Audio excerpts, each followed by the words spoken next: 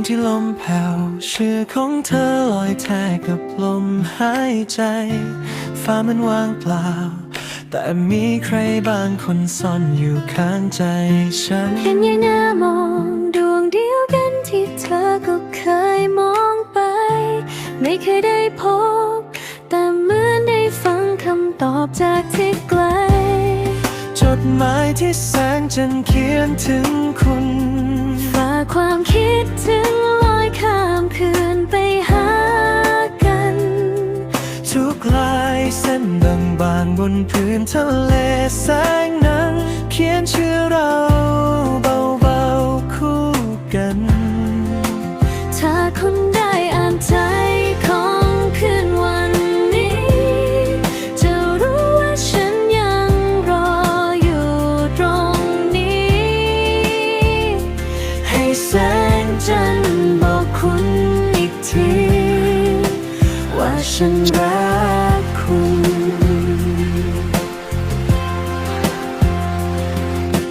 มือฉันแตะแก้วอายน้ำเย็นกับแทนมือของเธอภาพที่เคยนั่งข้างกันยังวนเวียนเก่าอยู่บนโต๊ะเดิมฉันวางหัวใจไว้ตรงขอบหน้าต่างห้องเดิมปล่อยแสงขาวคอยลูบปลอบตรงรอยที่เจ็บทุกคืนที่คิดมากไปทุกครั้งที่โลกมันเงียบเกินไปพร้อมกันแค่มองบนฟ้าก็เหมือนได้คุยกันอีกครั้งจดหมายที่แสงจันทร์เขียนถึงคุณฝากความคิดถึงลอยข้ามคืนไปหากันทุกลายเส้นบางๆบนพื้นทะเลแสงนั้นเขียนชื่อเราเบาๆคู่กันถ้าคุณได้อ่านใจ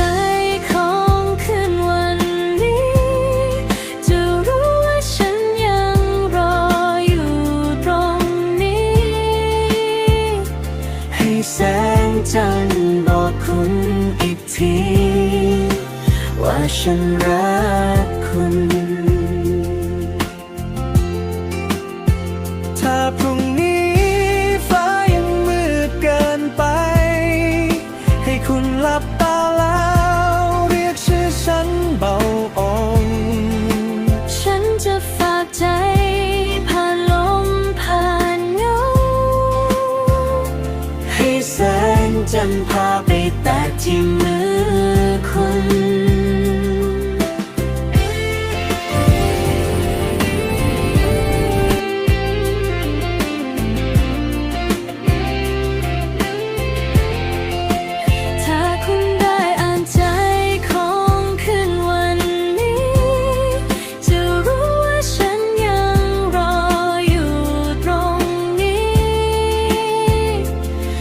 แสงจันทร์บอกคุณ